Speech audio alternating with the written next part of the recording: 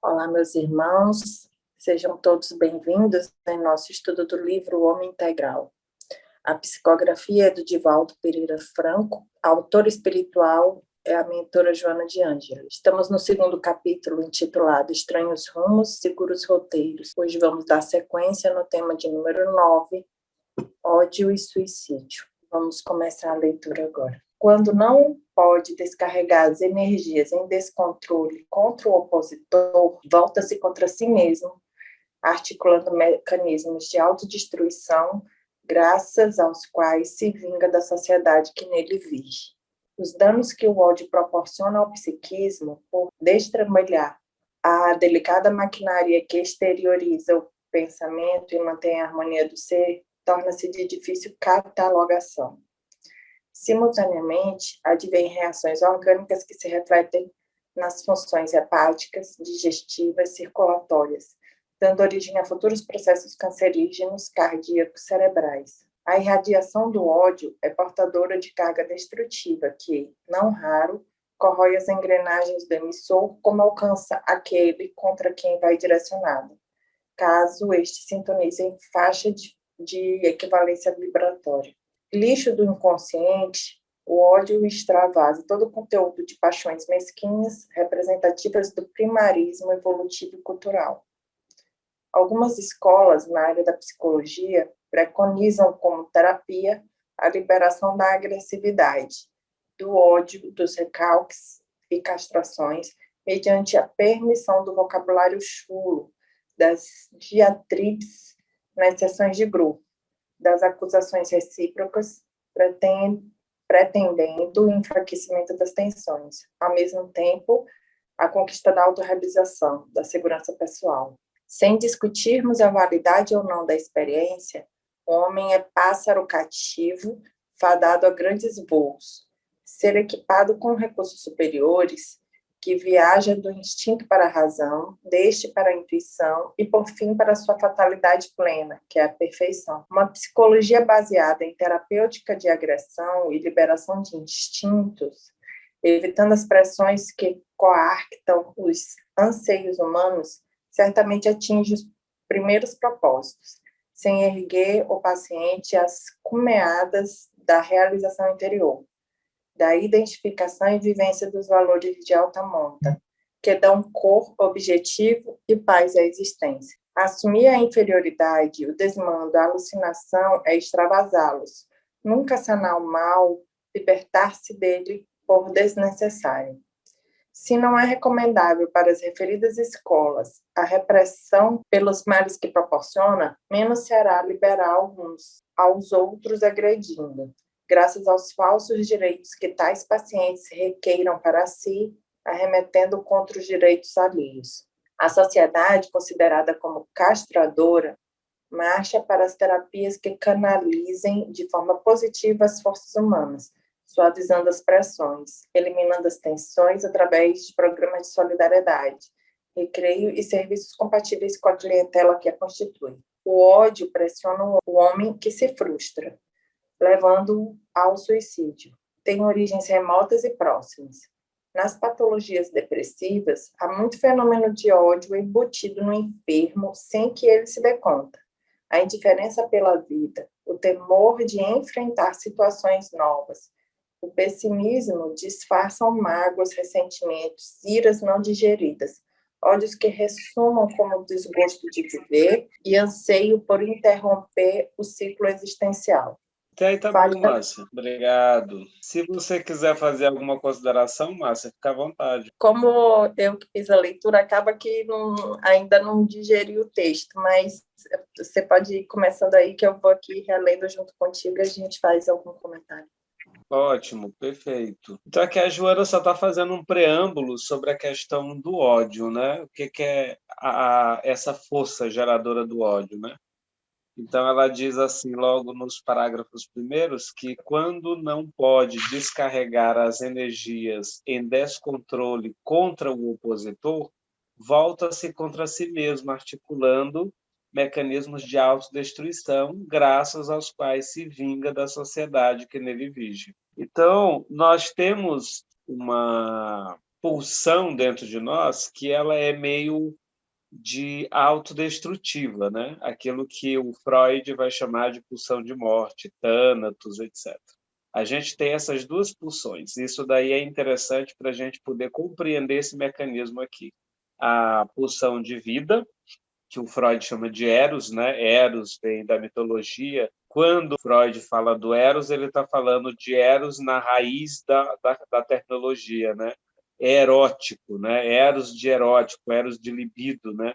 Que é essa pulsão criativa, segundo a psicanálise, e também o espiritismo. E essa pulsão de morte. E isso também é estabelecido por Kardec muito antes de Freud, né? Antes de Freud fazer essa análise, Kardec já tinha feito isso no Livro dos Espíritos através das leis.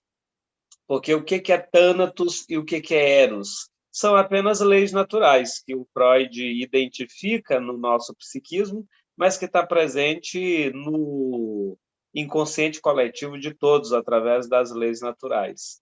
O que seria Thanatos? Seria a lei de destruição que Kardec estabelece no Livro dos Espíritos.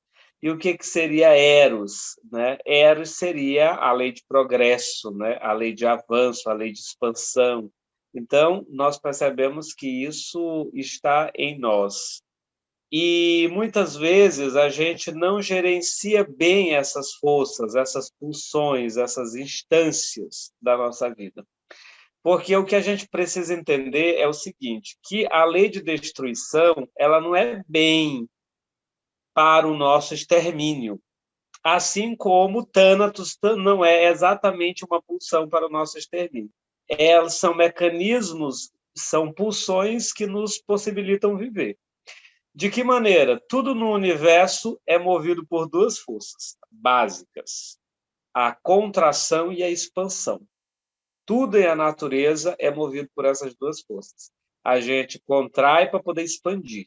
E isso é movimento, né? A vida é movimento. E o movimento da vida está basicamente nessas duas instâncias, contração e expansão. Então, quando a gente nasce, nós somos apenas um embrião, né? Um embrião contraído. E quando nós nascemos, a gente se expande, a gente vai crescendo para morrer, que é uma espécie de contração novamente. O corpo vai fenecendo, vai perdendo fluido vital, e nós vamos voltando a esse estado meio que embrionário, de contração, para depois a gente expandir novamente através do processo de desencarne, para depois contrair novamente, etc. E assim a gente vai se movimentando na vida. E o universo também trabalha nessa didática, né? Se a gente for pegar, por exemplo, do ponto de vista astronômico, cósmico, o universo ele também faz esse movimento, ele está em contração e expansão. O Big Bang nada mais é do que isso, né? Então, hoje a gente sabe que o universo está se expandindo ainda e vai chegar um momento que ele vai se retrair novamente para expandir de novo, para acontecer um novo Big Bang, expandir de novo, segundo a teoria, né? Estou falando aqui com base na teoria. O que eu quero dizer com tudo isso? Eu quero dizer que essas duas pulsões, elas são pulsões que elas se equilibram para a nossa vivência, para a nossa construção, para a nossa integridade psicológica. Só que, às vezes, a gente acaba se prendendo mais em uma do que noutra, às vezes a gente não consegue gerenciar muito bem esses mecanismos, muitas vezes elas não estão tão equilibradas na nossa consciência, de modo que a gente acaba descambando para uma espécie de autoextermínio ou de uma agressividade. O que seria essa agressividade aqui? Seria essa expansividade do eu, né? Eu quero expandir a minha vontade, né?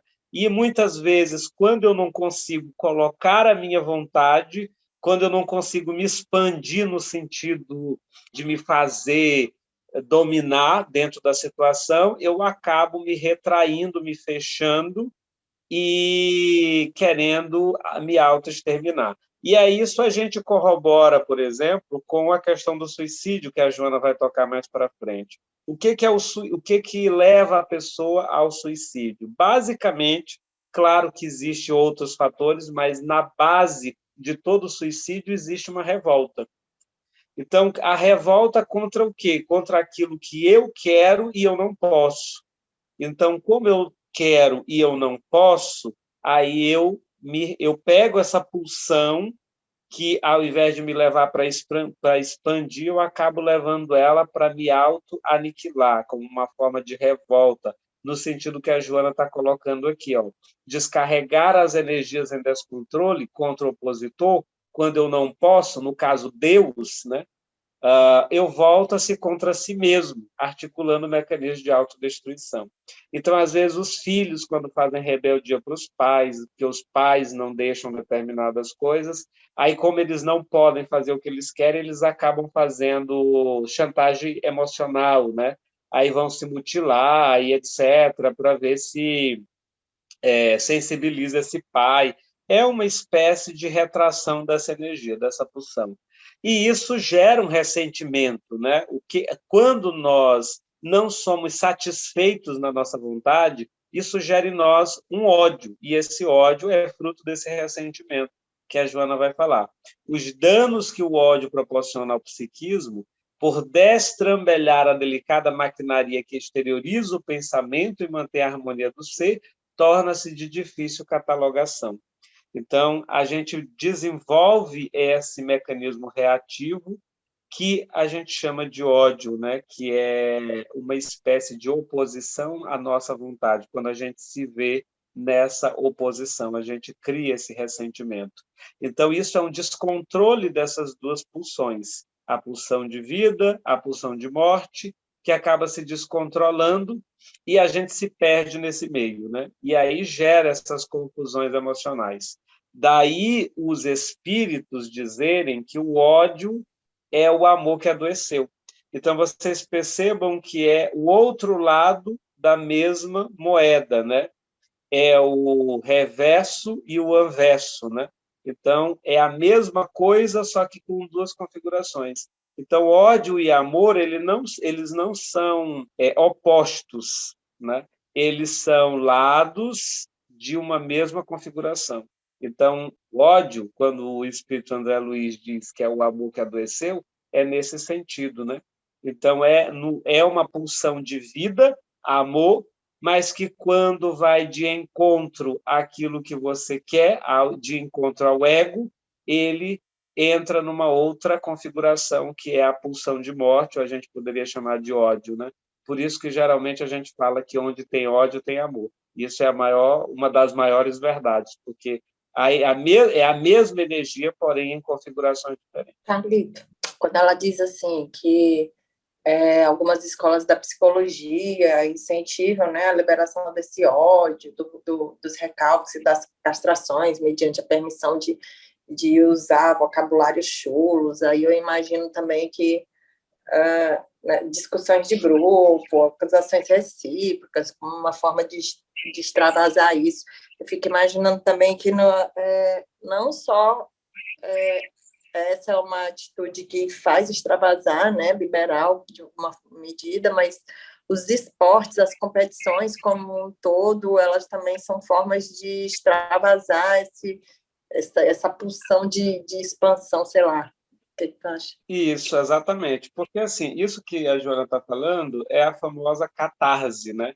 Que primeiro foi proposto pela psicanálise e depois pelas escolas subsequentes, né? Que é essa liberação dessa emoção, dessa energia represada, né?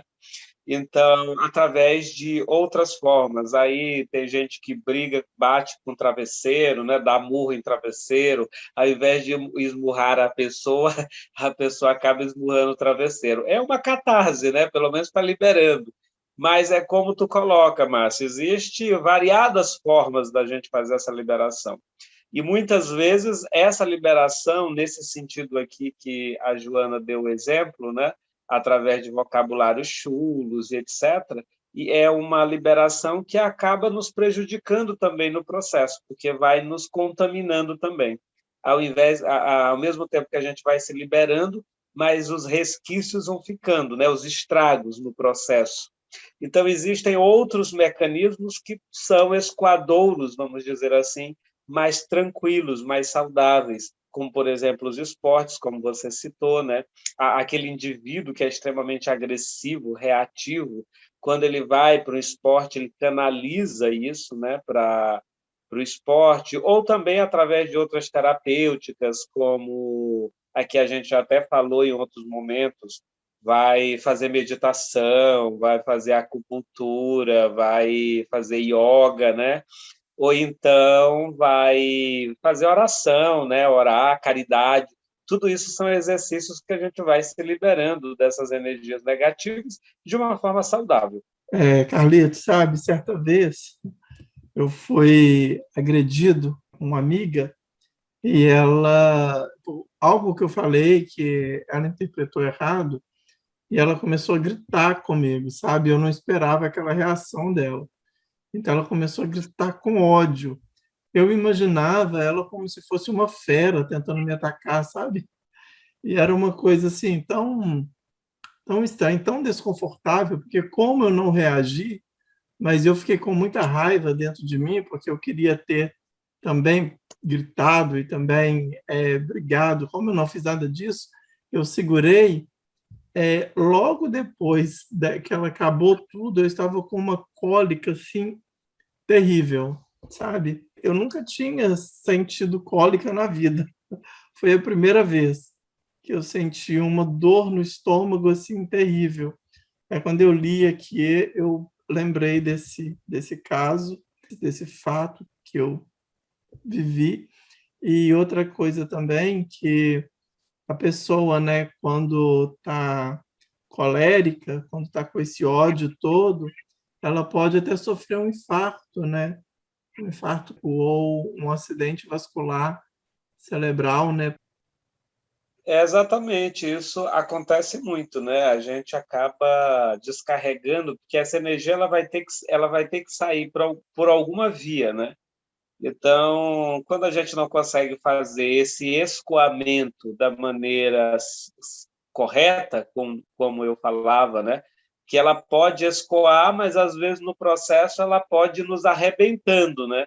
Foi esse caso que você colocou, né? Ela foi para o estômago, de alguma forma ela saiu, mas ela deixou alguns estragos no processo, né? Mas a gente poderia, se tu, por exemplo, tivesse naquele momento feito uma prece, você conseguiria ter liberado essa energia de uma forma que ela não te agredisse. Então, daí a maior psicoterapêutica que a doutrina espírita nos apresenta é a oração, porque a oração é a melhor forma da gente escoar emoções sem que essas emoções nos agridam. Por quê? Porque essas emoções, elas não são... quando a gente faz a oração, o que acontece? Na verdade, a gente nem escoa a energia, escoa no sentido de retirar ou levar para um outro caminho. A gente modifica a energia e a absorve e reabsorve. Isso é que é interessante. Quando a gente faz o processo de oração, a gente sintoniza numa faixa diferente e quando a gente sintoniza nessa faixa diferente, a gente modifica aquela mesma energia. Ela muda de configuração e aí ela já não nos agride, porque ela já não é mais ódio, ela já é amor, ela já é compreensão, ela já é compaixão. Então, a gente muda a configuração da energia. Então, aquela energia que antes era uma energia que me causava algo negativo, agora ela me é benéfica, porque eu consigo mudar a configuração dela de acordo com o meu comando mental. E quando eu simplesmente só quero me livrar dessa energia e eu não tenho esse cuidado de modificar essa configuração, ela vai escoando e no processo ela vai causando alguns estragos, como, por exemplo, as doenças de todos os aspectos. Os espíritos falam que quando o corpo adoece é porque o espírito já está doente. Então, a enfermidade ela é esse grande escoamento das energias negativas do espírito que vai arrebentando o corpo. Então, quando a gente consegue fazer uma transmutação dessas energias através do nosso comando mental, essa energia ela se configura numa outra energia e ela já não nos causa estragos, a gente já absorve ela no nosso próprio psiquismo. É a mesma coisa que, por exemplo, água peróxido de hidrogênio, né? Vou dar aqui um exemplo para a gente poder entender. A gente tem, por exemplo, peróxido de hidrogênio, que é H2O2. Se você tirar um átomo de oxigênio, deixa de ser peróxido de hidrogênio e vira água, né? H2O. E aí o peróxido de hidrogênio é ácido, que te corrói, mas quando você modifica a molécula, ela deixa de ser ácido e vira água. E aí já é saudável, né? Já é benéfica. As energias obedecem esse mesmo comando. E a oração é esse grande processo de modificação de vibração energética. Carlitos, ouvindo esse relato do Aldenir, que aconteceu com ele, da energia, há muito tempo atrás, causou surpresa, muito tempo atrás mesmo, digo, 20 anos atrás, hoje não, mas sempre me causou muito surpresa essa impossibilidade de reagir quando você é agredido. É legal ter levantado esse tema agora, porque eu nunca entendia, duas coisas que eu nunca conseguia entender. O tímido, eu e uma prima minha, fomos criadas juntas, nós duas não entendíamos o tímido e não entendíamos as pessoas que não conseguiam reagir. Eu não sei se, porque nossa família é de italianos, e todos reagiam ao mesmo tempo. Eram muito, muito agressivos, mas muito amorosos, sabe? Era aquela coisa, eu vou te matar. Entendeu? Mas nada acontecia. Italiano é assim, se você não comer, eu te mato. Entendeu? Então, mas eram muito amorosos sempre. Festas, mas na hora de reagir, todo mundo reagia, era copo que voava, prato que voava, mas depois chorava e estava todo mundo, eu te amo. Era assim. Então, a nossa família sempre foi de reações, né? E aí, quando a gente via em outros lugares, tipo assim, no relato do Aldenir, a gente falava, como ele não consegue reagir, ou como ela não consegue reagir.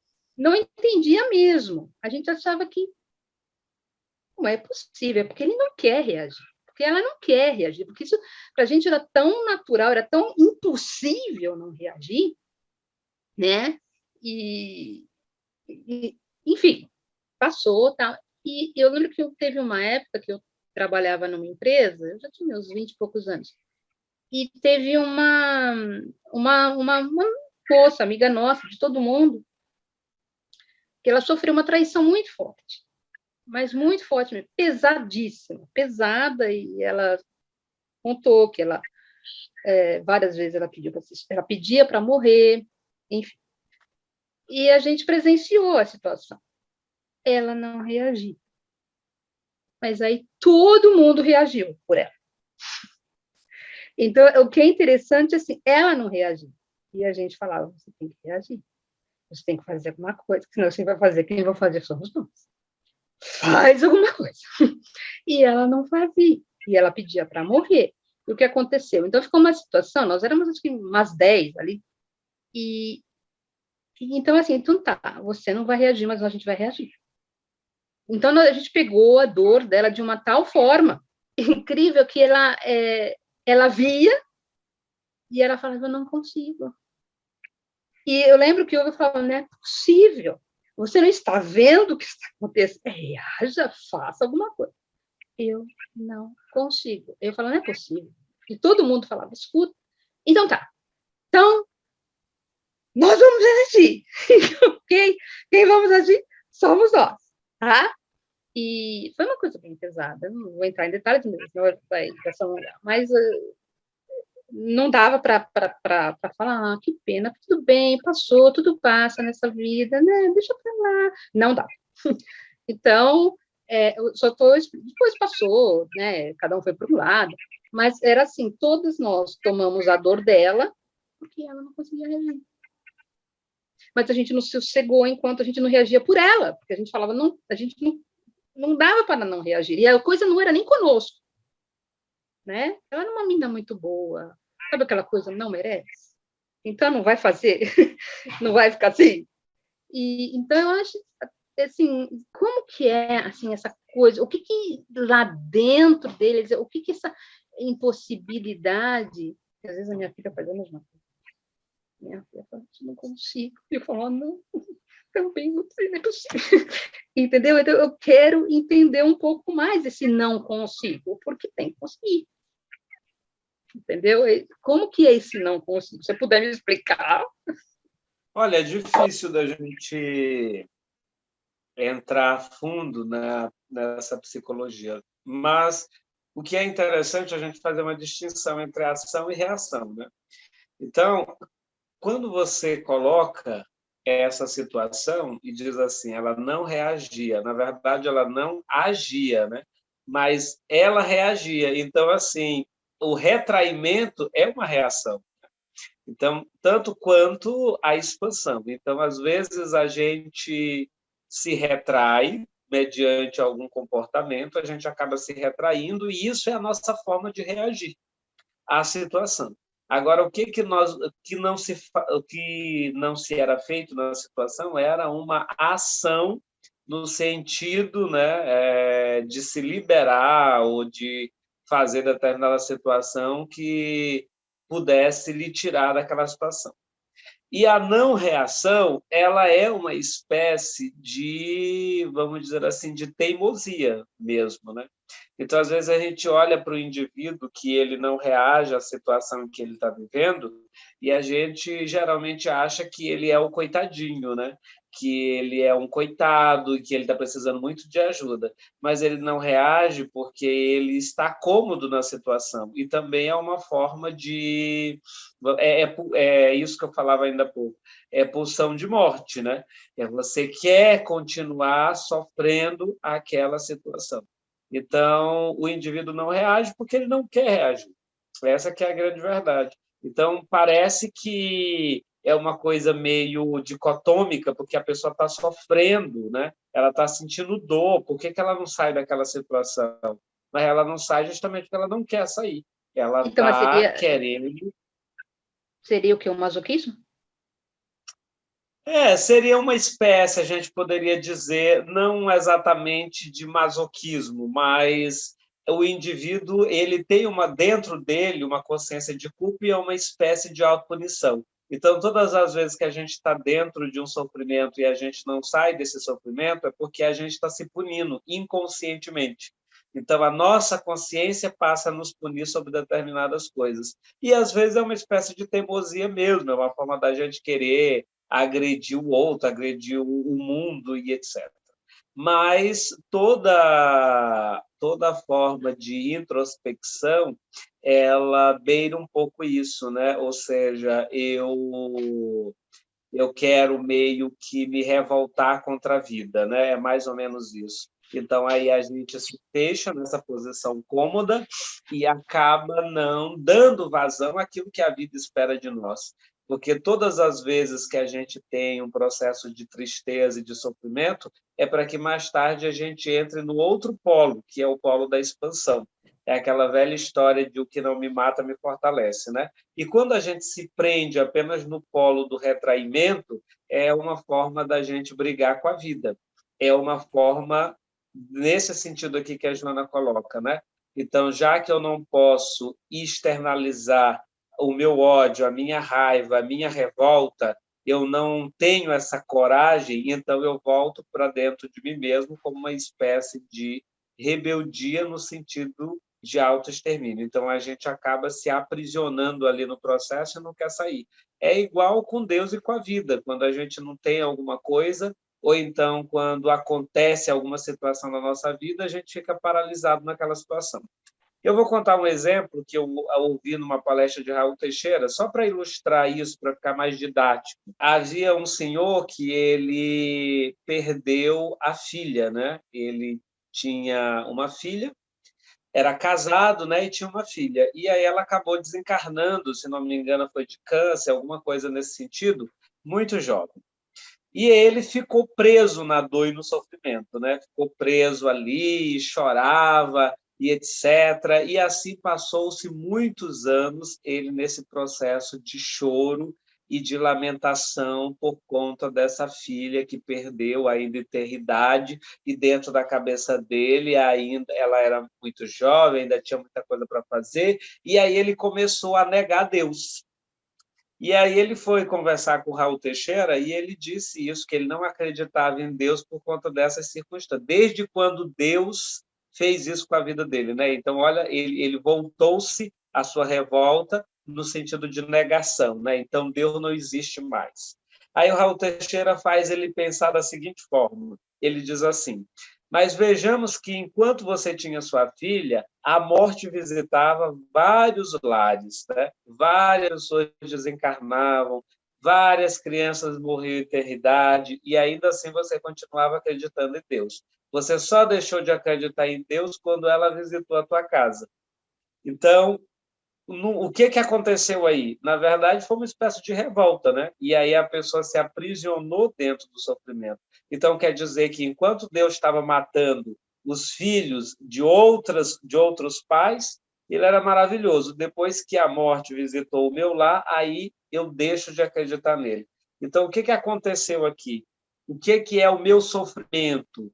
É justamente esse estado de revolta. Então, eu pego essa revolta, e aí, como eu não posso matar Deus, né? Eu não posso brigar com o cara pessoalmente, eu passo a voltar essa agressividade para dentro de mim mesmo e eu acabo me fixando naquele estado de penúria e etc.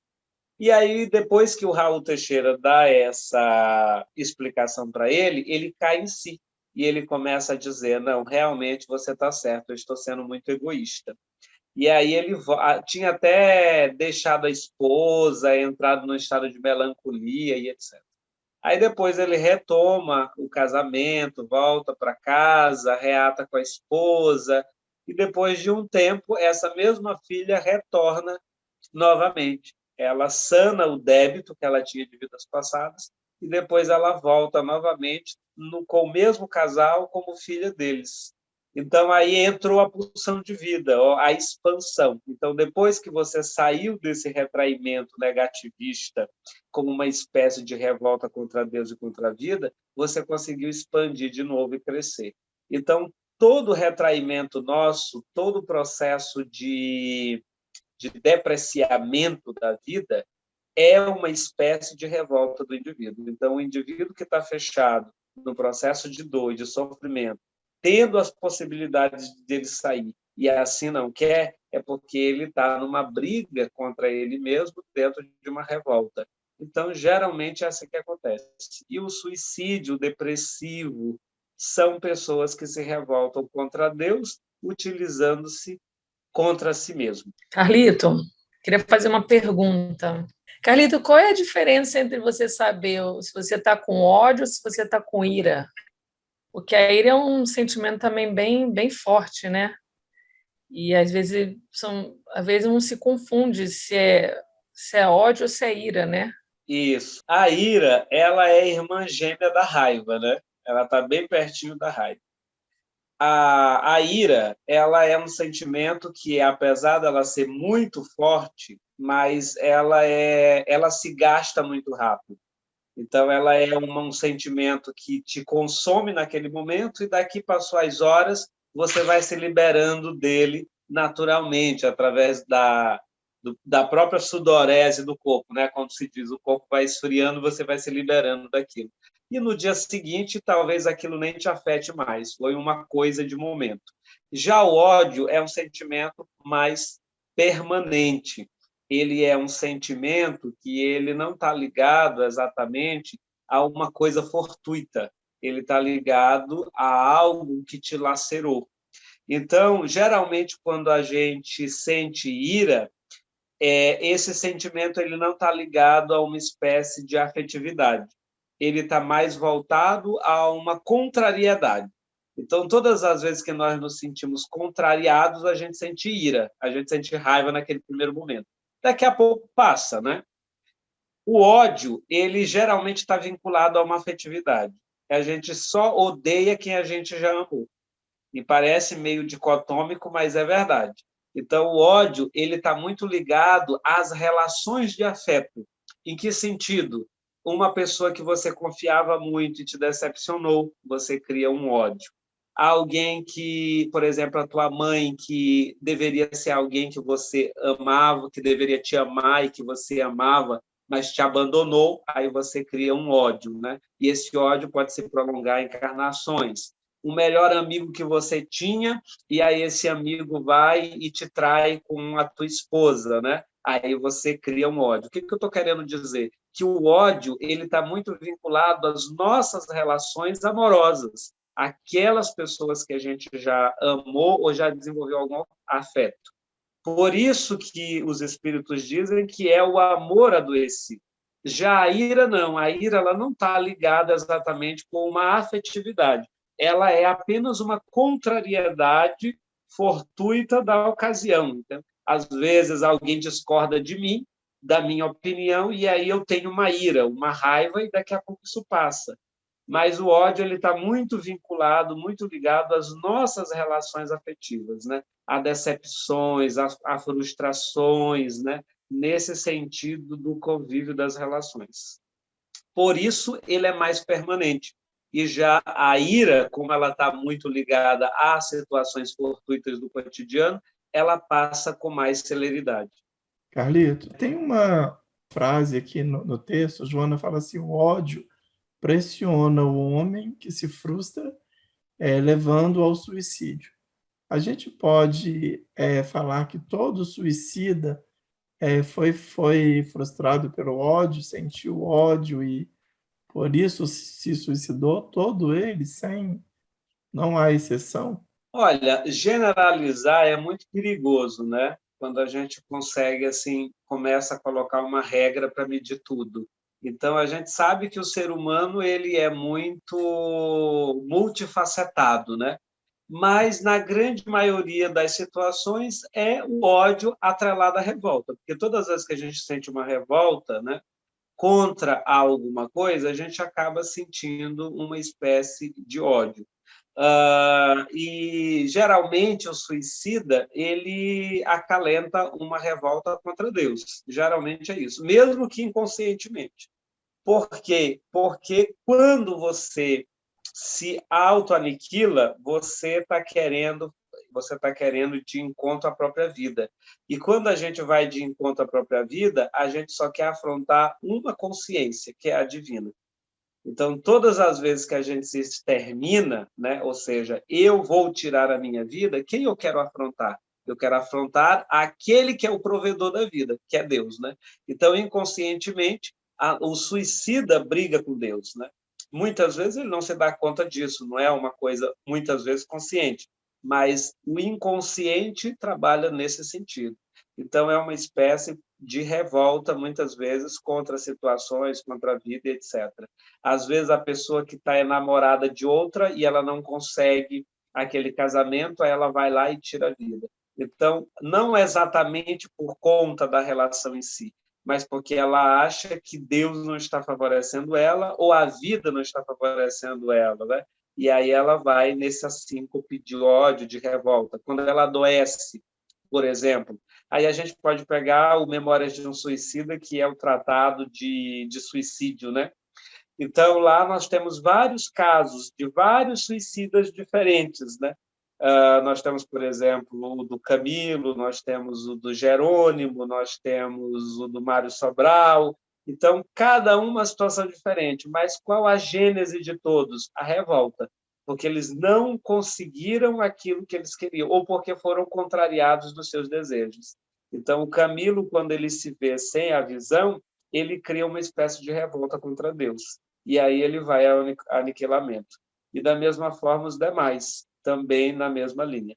Então, o ódio ele gera essa frustração, levando ao suicídio nesse sentido, que é quando a gente briga contra a vida.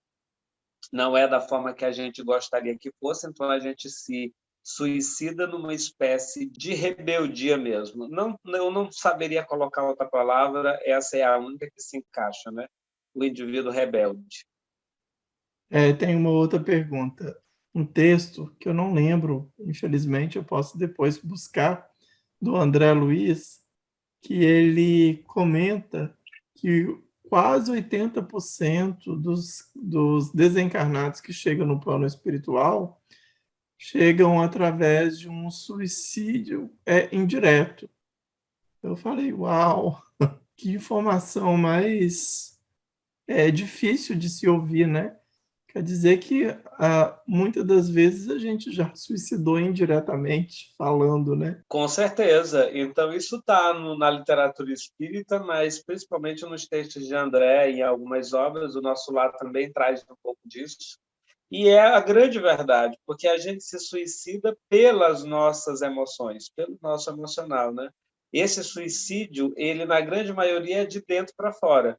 Então, nesse processo de colocar essas emoções, né, para fora, a gente acaba arrebentando o nosso soma, o nosso corpo. E aí a gente vai desenvolvendo uma série de doenças que não necessariamente a gente deveria desenvolver. Então, a gente morre muito precocemente. O ser humano hoje morre muito precocemente. A gente sempre morreu precocemente, né? E isso continua se refletindo na nossa sociedade atual. Por exemplo, a irresponsabilidade no trânsito leva a mortes precoces. Por exemplo, os nossos hábitos alimentares desregrados levam à morte precoce. A nossa forma de conduzir as nossas emoções pode somatizar doenças em nosso corpo que poderiam ser evitadas.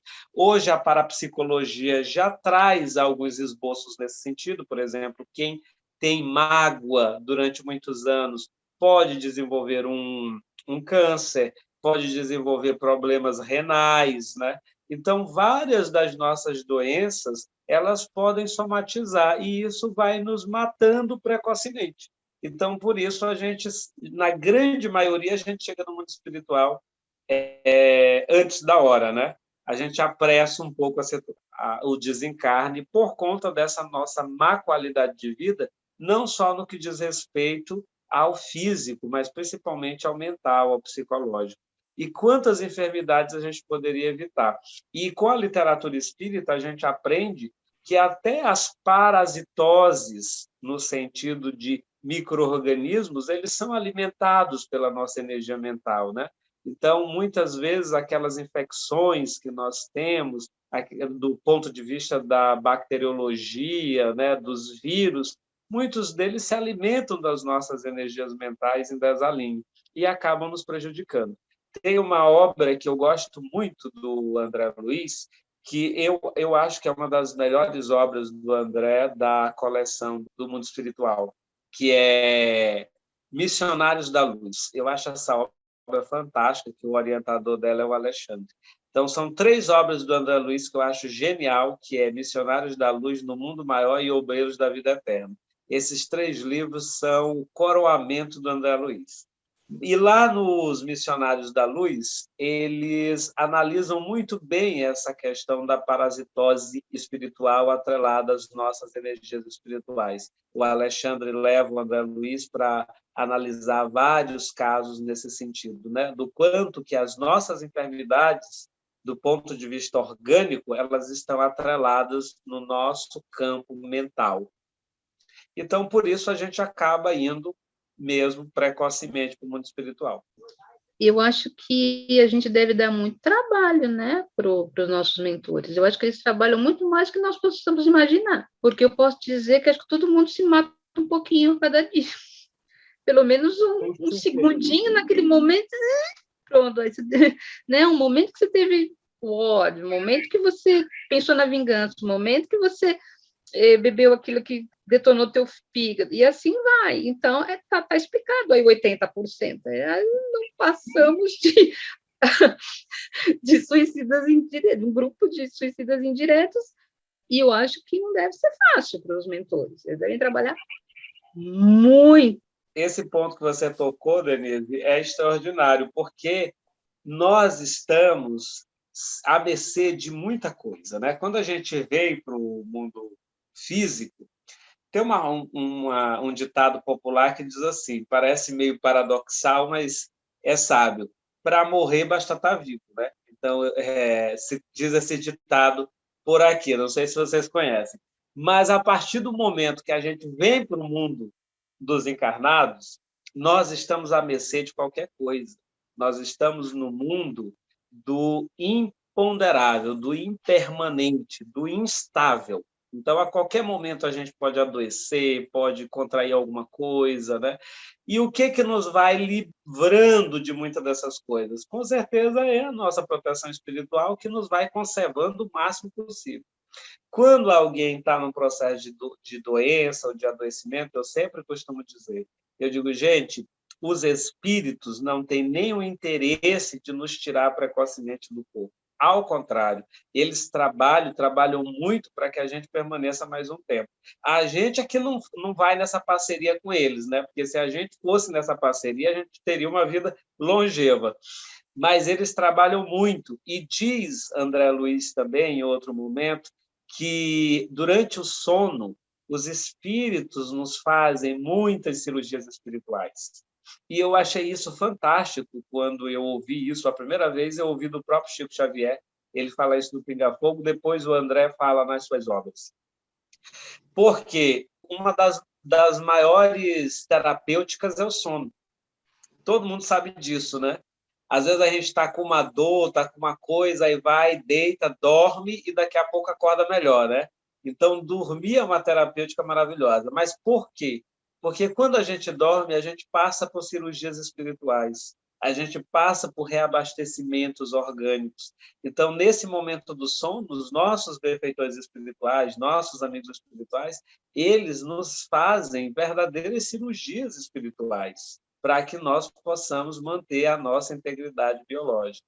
Então, a gente realmente dá muito trabalho. Seria tão bom se a gente pudesse ser manso, né? Como diz Jesus, ovelhas mansas, no sentido da gente ir de encontro a essa condução amiga dos espíritos, né? Mas a gente realmente dá trabalho nesse sentido. Mas a partir do momento que a gente vai buscando uma vida saudável, do ponto de vista físico, mas principalmente do ponto de vista emocional, aí a gente vai trabalhando um pouco em parceria com eles e vai podendo ficar um pouco mais.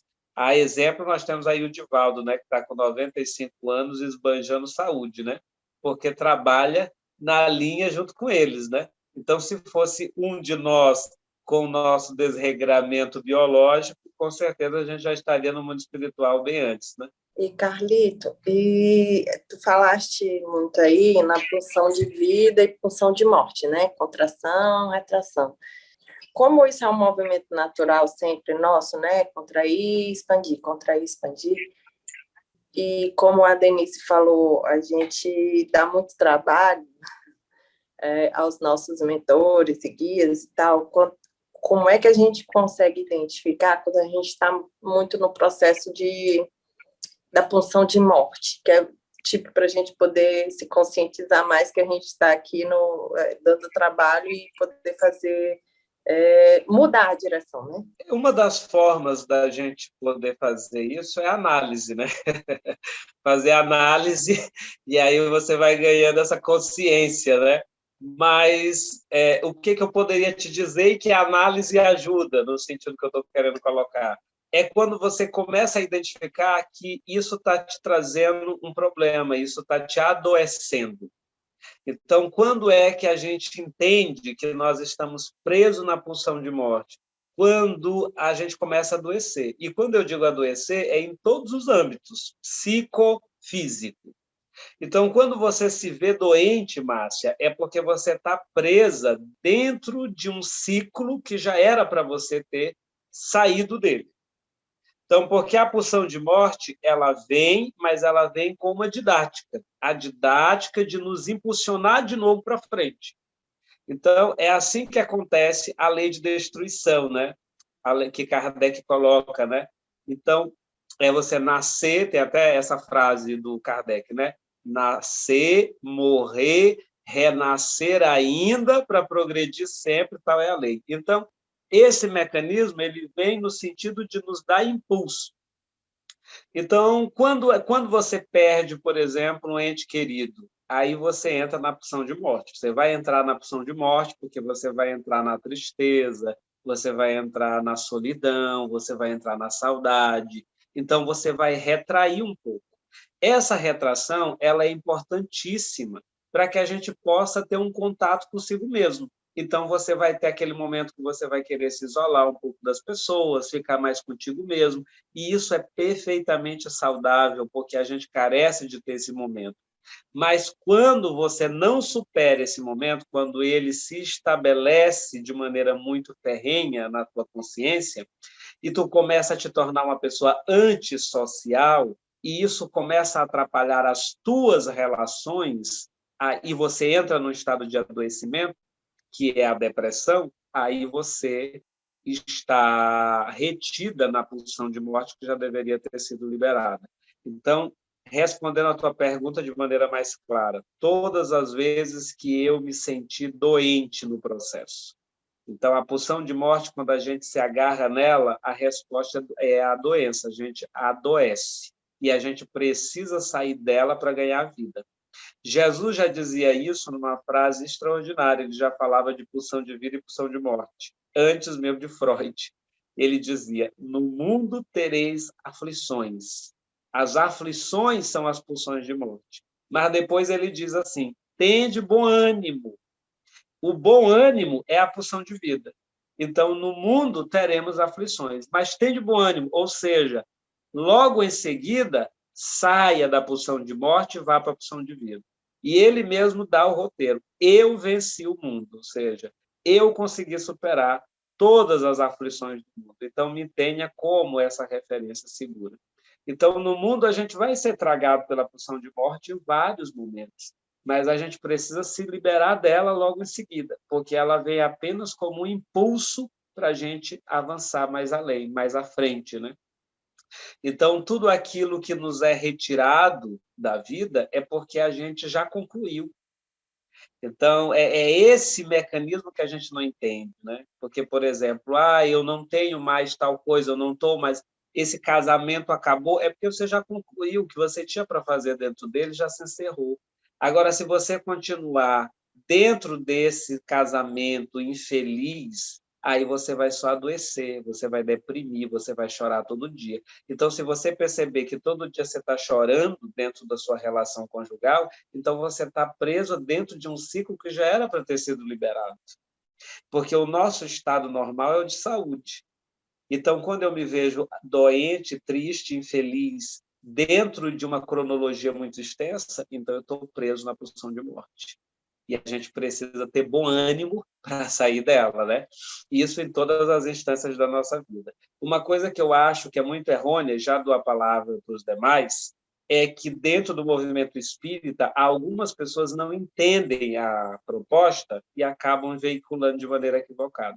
Eu vejo muitos espíritas dizerem assim, dentro de uma relação conjugal você não pode separar, porque é expiatório, é karma, você tem que cumprir seu karma, etc.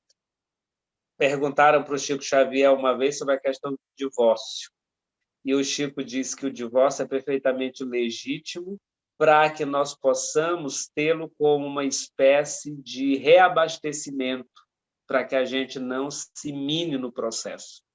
Então, muitas vezes, a gente não dá conta, não está preparado daquela carga toda. Então, a gente precisa dar um tempo. É normal, é natural, é até benéfico.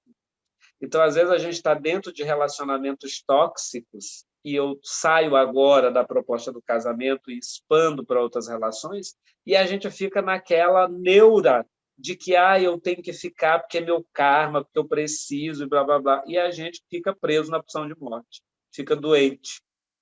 E tem uma frase da Joana que eu acho perfeita e ilustra muito bem isso que eu estou dizendo. Ela diz assim, mais ou menos assim, não saberia dizer textualmente, mas ela fala que nós não devemos ficar presos ao outro numa falsa tentativa de querer libertar o outro, porque cada um, né, só liberta-se a si mesmo. Então, às vezes, a gente fica preso dentro de uma relação no sentido de é minha missão, eu tenho que fazer isso.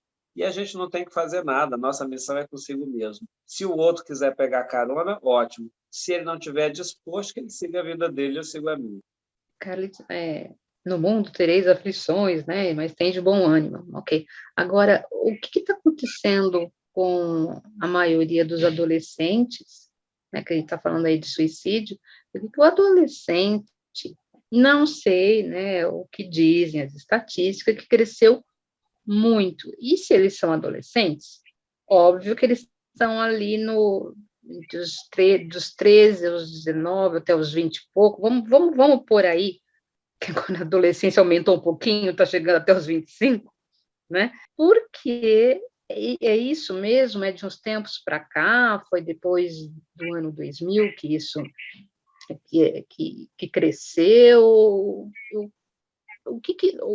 mundo espiritual tem alguma explicação para o suicídio do adolescente? Porque até então eu acho que não tinha, né? Não com essa, vamos dizer, com essa velocidade, né? Porque agora, se o adolescente, ele vem, né, da palavra adolescer, do latim de adolescer, de adoecer, né? Então, ele está doente, então, mas por que de uns tempos para cá? O mundo espiritual tem alguma explicação?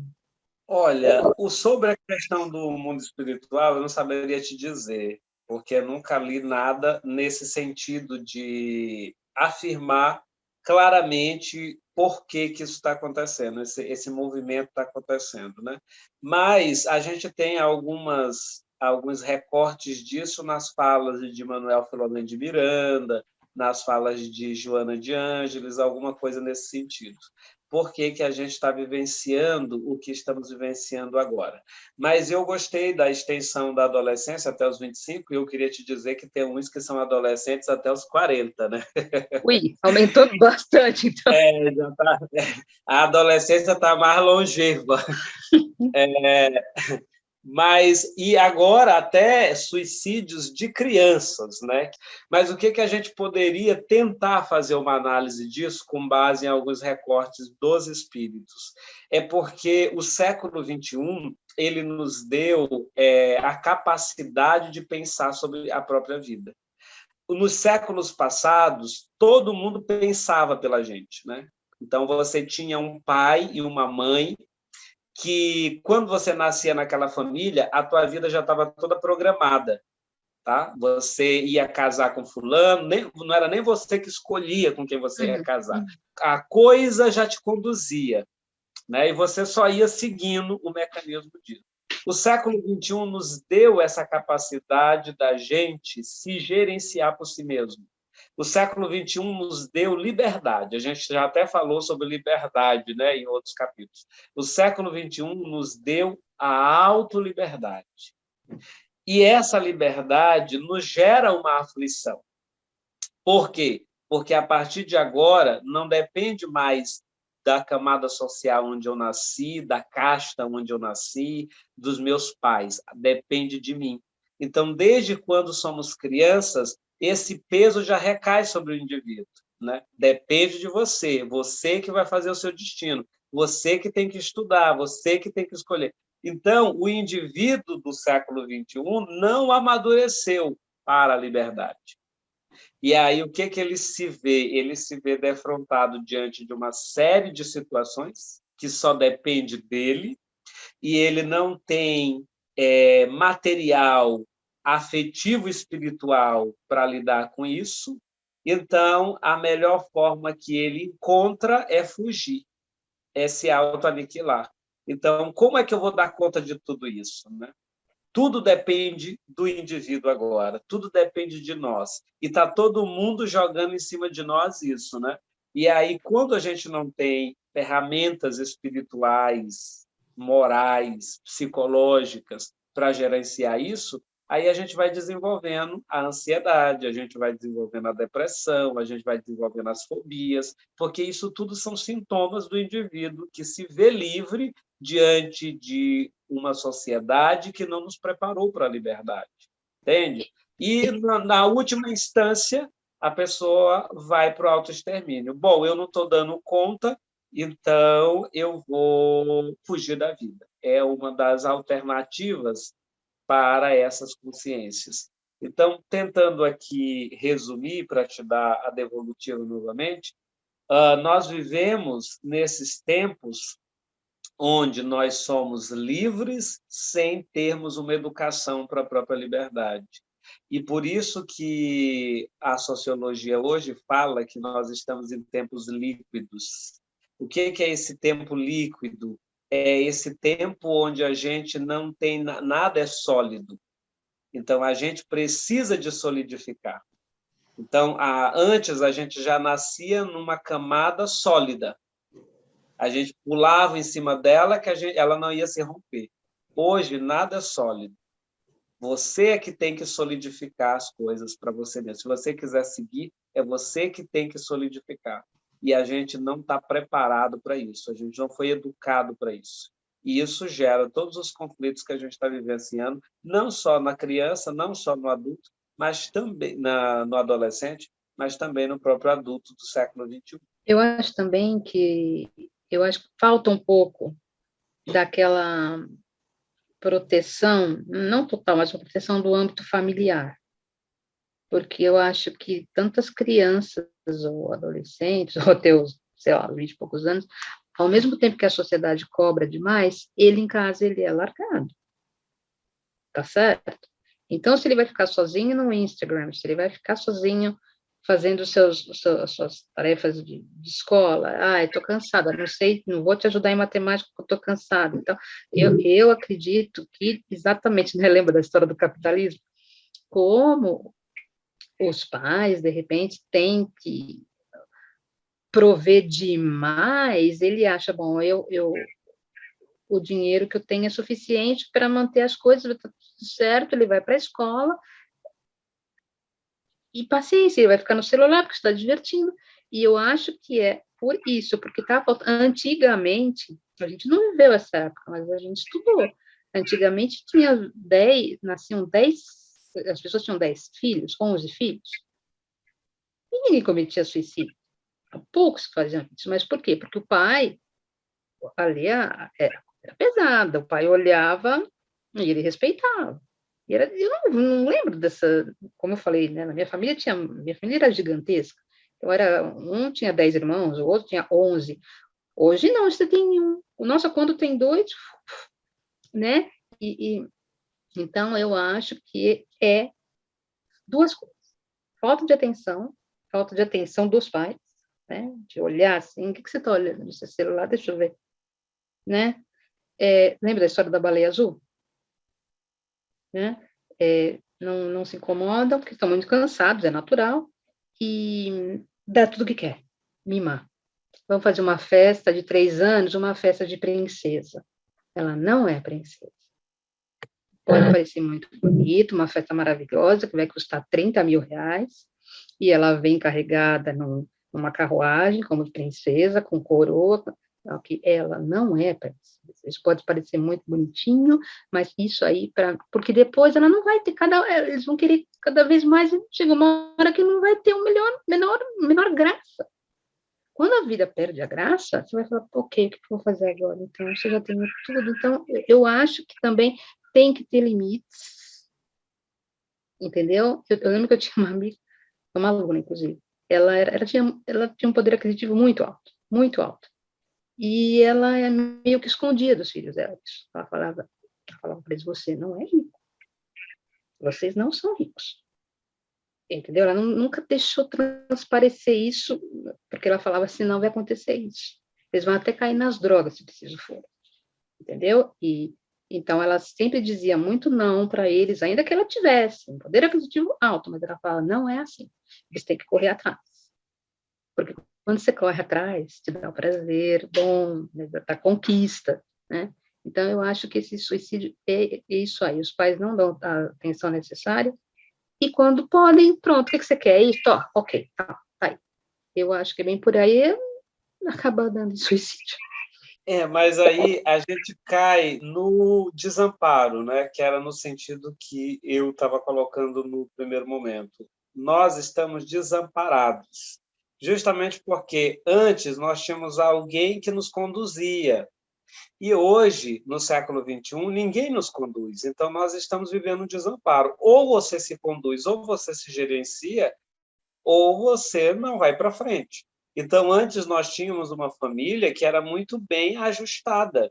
Claro que tinha todos os seus conflitos psicológicos, etc., tudo que a gente vive hoje, mas tinha a figura do pai e da mãe, estava ali, figura do pai, estava ali a figura da mãe, estava o irmão, estava a avó, estava o avô, todo mundo ali se matando, mas estavam ali. Então, a gente tinha referências. Hoje, na sociedade de hoje, a gente não vê mais a mãe, a gente não vê mais o pai, a gente não tem mais irmão, porque a maioria é filho único. Então, você se vê desamparado, sozinho.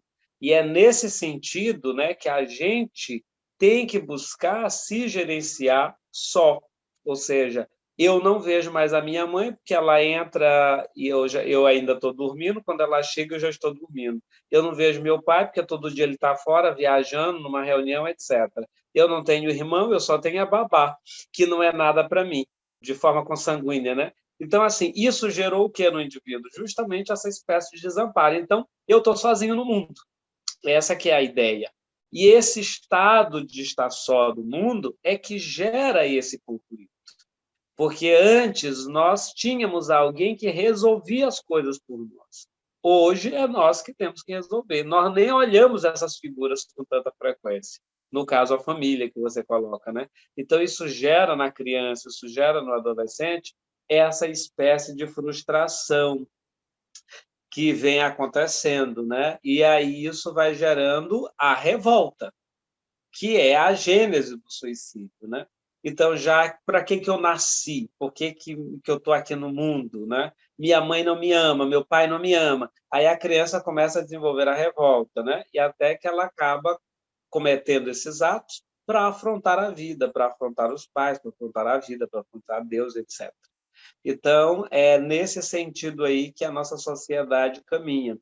Mas o que acontece também, né? O indivíduo, nós ganhamos essa possibilidade da gente olhar para si mesmo. Então, é um momento, é um século onde nós temos que olhar para si mesmo. E quando nós olhamos para nós mesmos e nós descobrimos o vazio, a gente desespera, a gente psicotiza, né? Então, por isso que o Espiritismo vem nessa contramão, no sentido de nos abastecer de conteúdo, de nos dar sentido, orientação e etc. Mas, quando você fala da família, é verdade, né? A família é a base desse desamparo que nós estamos vivendo coletivamente, porque está tudo fragmentado, né? Nós não temos mais elos afetivos, e por isso a gente tem essa sensação de abandono. Carlito, eu queria falar o seguinte sobre a nossa conversa dos casais lá atrás, né, que nós tivemos, que os casais que não se separam por causa das informações espíritas, tem uns que falam assim, eu não vou me separar, vou suportar ele até o final para eu não voltar com ele novamente, ou não voltar com ela novamente, né? E a gente esquece que não é suportar, é amar, né? Ou então, eu não vou me separar porque eu tenho uma casa para pagar, um apartamento, ou tenho conta em conjunto, eu não vou conseguir. Aí fica se odiando uma vida inteira, né? Se maltratando uma vida inteira, e também com essa informação errônea de que não se deve separar, né? E outra coisa que eu estava pensando quando nós estávamos falando sobre as pulsões, morte e vida, do Freud, eu estava pensando, Freud, um espírito, né, que veio para poder trazer tantas informações para a humanidade, que veio com essa inteligência privilegiada, a gente pensa, né, que é um espírito mais evoluído, e assim nos faz ver. E, no entanto, uma pessoa que passou uma vida inteira fumando, teve que fazer várias cirurgias por causa do cigarro e suicidou, né? Entrou em acordo com a filha, que assinou um termo para ele tomar uma dose letal de morfina. A pergunta é, a gente pode acreditar que ele desenvolveu o intelectual e deixou a desejar o espiritual? Como que é essa caminhada desse espírito? Interessante. Vou pontuar as duas questões rapidamente, ou talvez não, né? A primeira, que tu toca novamente na questão do casamento, eu vejo isso com muita delicadeza e, ao mesmo tempo, gravidade. Se eu fizesse psicologia, eu me especializaria em terapia de casal. Eu adoro falar de casal, e vocês já perceberam que os meus exemplos, quase todos, têm a ver com relacionamento, né? Então, eu me especializaria em terapia de casal, que eu acho o máximo relação conjugal, os conflitos da relação. E o que eu sei, Aldemir, assim, é meio assustador, saber de contato, de convívio. Então, eu vejo muitas pessoas no grupamento espírita, casais que se traem, que não se suportam, mas que estão juntos porque estão dentro dessa convicção de que eu tenho que fazer porque é meu karma, etc. Conheço de casos de pessoas virem comentar comigo, desabafar comigo situações. Eu tenho um casal que eu conheço, que eles já são casados há um bom tempo. Ambos são espíritas, o esposo e a esposa. E este marido foi a vida inteira infiel a esta mulher, e até hoje o é, na idade mais avançada. E o que é mais grave, muitas vezes com companheiras do próprio Santo Espírito, amigas da esposa. E ela conhecedora de tudo isso. Mas aguenta, suporta, primeiro, porque ele tem um poder aquisitivo e ela é codependente, em alguma medida, financeiramente. E, segundo, dentro desse processo aí de achar que é assim mesmo, mas é uma pessoa que sofre muito com isso. E uma vez ela se confidenciou comigo pessoalmente, e eu via nas expressões dela a dor, o quanto que ela sofria. Então, eu fico a me perguntar, por que a pessoa se permite uma violência dessa? Porque isso é uma agressão muito grande. Gente, uma das maiores agressões emocionais que a gente pode ter na vida é traição. É uma agressão tão grande que a gente não supera numa encarnação. E todo mundo que diz que supera a traição é um mentiroso, porque é uma bomba. E aí, vez ou outra, ela volta. E aí a gente fica numa relação tóxica, sofrida, né? Porque a gente acha que a gente está sublimando. E, às vezes, a gente está só adoecendo, porque a gente está se desgastando, está se entristecendo, está morrendo, está chorando, está sofrendo, né? Então, a gente carece de amadurecer o que, de fato, o Espiritismo nos propõe. É isso que a doutrina nos propõe? É esse martírio, é esse vale de lágrimas? Ou é a nossa iluminação, é que a gente melhore, avance, cresça, e que a gente, muitas vezes, siga por outros caminhos, né? Que nos vão trazer maior bem-estar. Só para pontuar esse aspecto que você trouxe. O segundo, é bem interessante isso que você fala do Freud, porque, de fato, ele é essa mente genial e brilhante, né, que é o Freud. Mas eu acredito que são os desvios da conduta humana, né? Nós todos, apesar de termos alguma evolução, a gente ainda se perde muito no processo, né?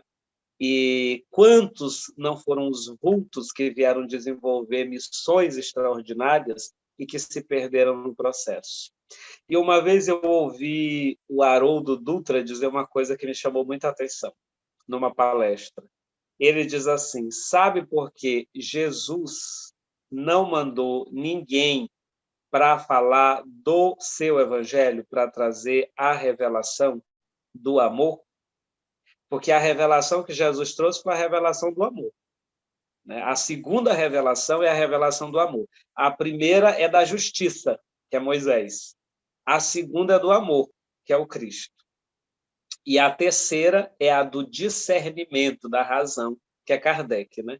Então, nós temos aí as três revelações: a justiça, o amor e a razão. Olha que maravilha, né? E por que Jesus não enviou ninguém para falar do amor? Porque só alguém que é incorruptível seria capaz de falar do amor. Então, só ele, que era o puro, seria capaz de vir falar do amor. Qualquer outro que ele mandasse não seria suficiente, porque estava passível de cometer algum deslize. Como a gente pode analisar na história antes e depois dele? Vários foram as personalidades que vieram com missões extraordinárias, mas que cometeram uns deslizes ou outro no processo, porque nós ainda somos escravizados pelas nossas tendências milenares. E eu me lembro de uma frase de Jesus, quando ele diz assim, em relação a João Batista. Ele diz assim: de todos os nascidos de mulher, ninguém é maior que João. Isso é interessantíssimo, porque o que significa os nascidos de mulher? Os nascidos de mulher são todos aqueles que estão submetidos ainda ao processo de reencarnação. E o processo de reencarnação é o processo expiatório. Porque lá no Livro dos Espíritos, quando Kardec pergunta qual é a finalidade da reencarnação, a primeira palavra que os Espíritos colocam é expiação. Então, os nascidos de mulher são aqueles que ainda estão ligados ou carecem da reencarnação, que é um processo de expiação de nossas faltas, de nossas vidas pregressas. E de todos, João era o maior. É que vale dizer que Jesus não estava nessa categoria, porque ele era filho de Maria, não era? Ele era nascido de mulher, mas ele não se colocava nessa posição, ele se colocava como filho do homem, é diferente. Então, ele não era nascido de mulher, ele era filho do homem, e filho do homem é filho da humanidade, né? É aquele que superou a humanidade. E Jesus já havia superado a humanidade nesse sentido. Então, por isso, ele era incorruptível. O que eu estou querendo te dizer? Que todos que vêm trazer grandes revelações e missões estamos passíveis de nos equivocar em alguma medida, né? E o Freud não foi diferente. É uma mente brilhante, é uma mente genial, mas que também teve os seus deslizes, né? Como o vício ao tabaco e também a eutanásia já no finalzinho da vida.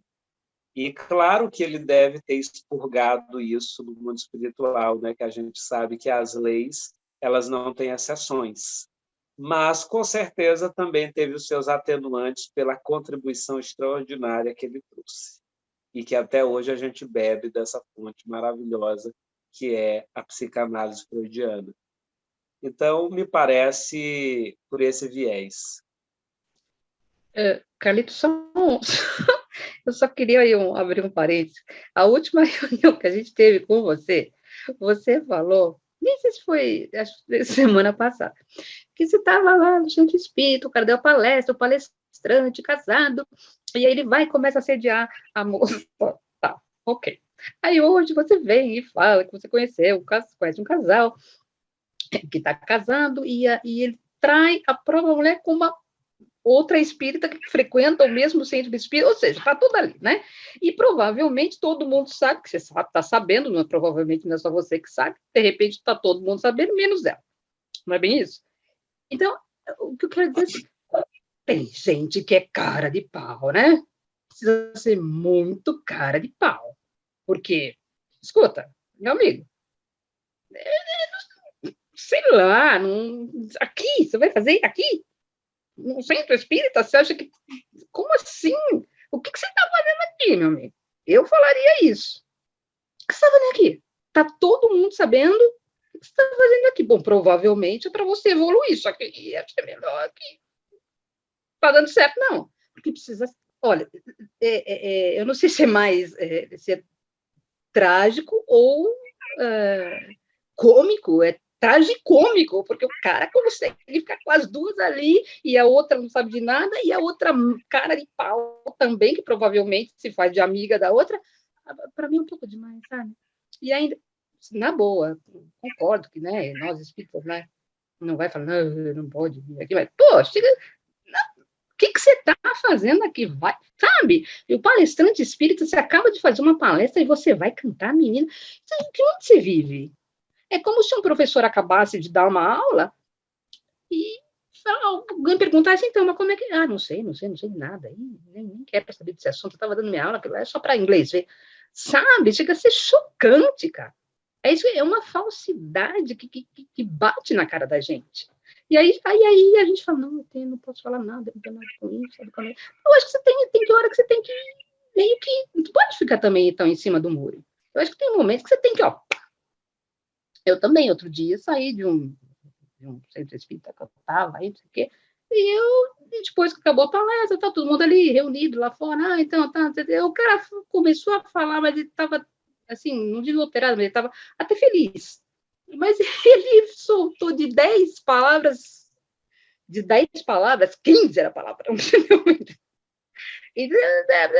aí eu falo assim, ok, ele saiu da casa espírita, onde tem o espírito de irmão, blá, blá, blá, aquela história. E isso que às vezes deixa a gente um pouco, tipo, será que é isso mesmo?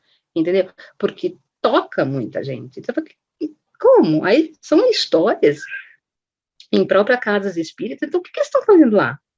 Não tem ninguém para orientar? Não? Será que não é certo orientar? Ou será que o espiritismo fala, não, vou deixar assim, ele vai evoluir, faz parte. Blá. Eu acho que tem horas que tem que dar os puxões de orelha assim. Aliás, aqui entre nós, se eu vejo, eu estou vendo, eu pego e falo, vem cá, cara de pau.